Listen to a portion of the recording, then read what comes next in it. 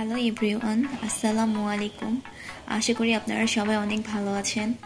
আমি আজকে আপনাদের জন্য একটি নতুন রেসিপি নিয়ে এসেছি। আজকে আপনাদেরকে রাঁধুনি হালিম মিক্স দিয়ে হালিম তৈরি করা দেখাবো।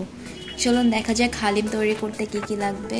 এখানে হালিম 1 প্যাকেট, এখানে রয়েছে 1 চামচ মরিচ গুঁড়া, 1 চামচ হলুদ গুঁড়া, হাফ চামচ জিরা গুঁড়ো, হাফ চামচ পাঁচফোড়ন গুঁড়ো, এখানে রয়েছে মশলা পেস্ট, এখানে রয়েছে 1টি দারচিনি, 1টি লবঙ্গ, 1টি ছোট এলাচ, 1টি বড় এলাচ, জিরা এবং ধনে গুঁড়ো, এগুলো নিয়ে পেস্ট করে নিয়েছি। আর এখানে রয়েছে আদা রসুন পেস্ট 2 টিস্পুন লাগবে।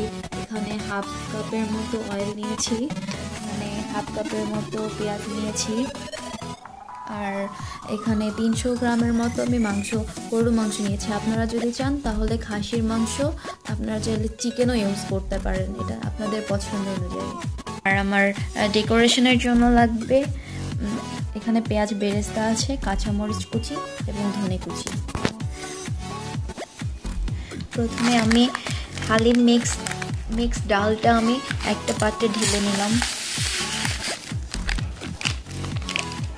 এখানে আমি 2 কাপের মতো ফুটন্ত গরম পানি আমি এখানে দিয়ে ভিজিয়ে রাখবো আধা ঘন্টার মতো।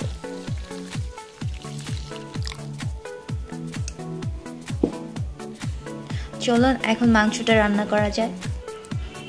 এই ডালটা ভিজতে ভিজতে আমরা মাংসটা রান্না করে ফেলি। আমি চুলায় বাটুটি বসিয়ে দিয়েছি। প্রথমে আমি তেলগুলো দিয়ে দিচ্ছি।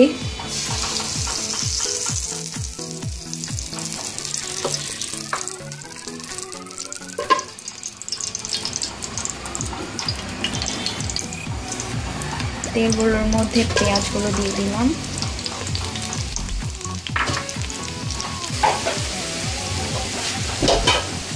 পেঁয়াজগুলোর মধ্যে এখন দারচিনি, বড় এলাচ, ছোট এলাচ দিয়ে দিচ্ছি। পেঁয়াজটা ব্রাউন কালার করে ভাজতে হবে।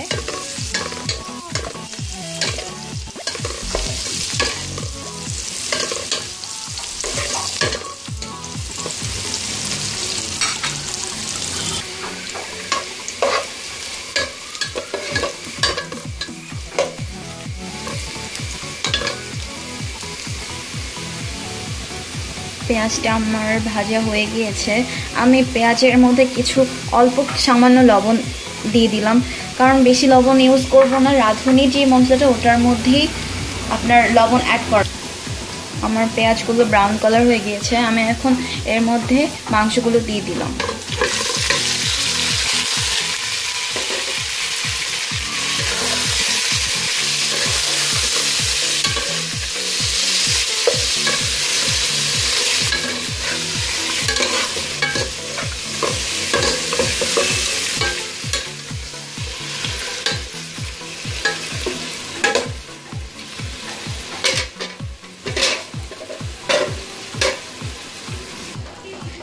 আমি এখন মাংসগুলোর মধ্যে এক এক করে মশলা দিয়ে দিব।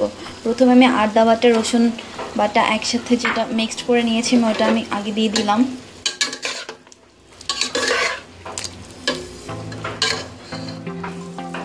এরপরে আমি জিরা গুঁড়োটা দিয়ে দিলাম, পাঁচফোড়ন গুঁড়োটা দিয়ে দিলাম, মশলা বাটাটা দিয়ে দিলাম, গরম মশলা, হলুদ গুঁড়ো এবং মরিচ গুঁড়ো একসাথে দিই। এবার সবগুলো একসাথে ভালো করে মিক্স করতে হবে।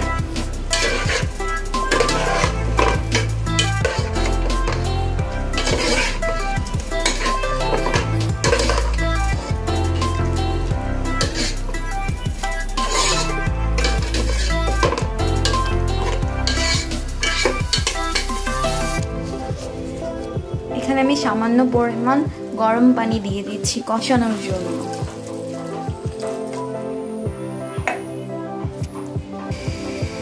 মাংসটা কষাতে প্রায় আমার 20 থেকে 25 মিনিট লাগবে।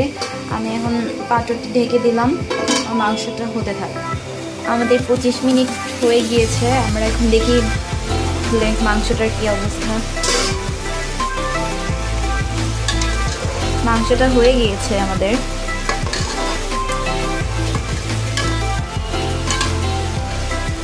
এখন আমরা যে হালিম গুঁড়োটা পানির সাথে মিক্সড করে রেখেছিলাম সেটা এখন আমি মাংসের মধ্যে ঢেলে দিব। ডালটা এখন দিয়ে দিব।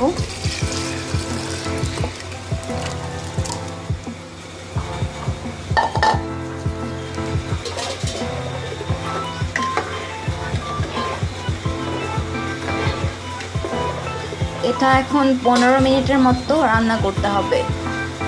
আর আমার হালিমের সাথে যে মশলাটা দিয়েছিল আমি এখন এটা অ্যাড করে দিব।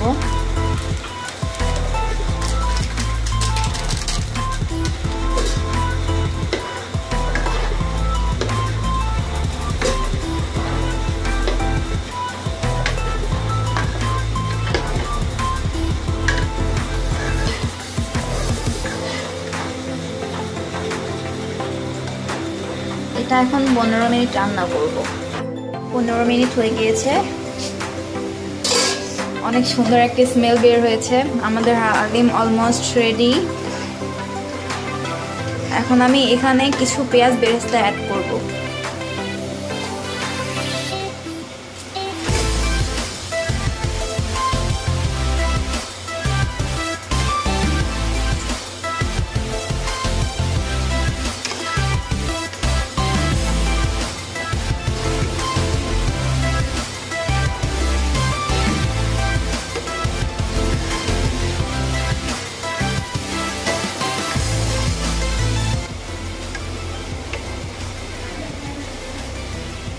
আমাদের হালিম কমপ্লিট। আমরা এখন চুলা থেকে নামিয়ে ফেলবো। ভিউয়ার্স, আমাদের হালিম রেডি। আশা করি আপনাদের অনেক ভালো লাগবে। আপনারা বাসায় অবশ্যই ট্রাই করে দেখবেন আর অবশ্যই আমাকে কমেন্টসে জানাবেন। আর অবশ্যই আমাকে সাবস্ক্রাইব করতে ভুলবেন না। Thank you.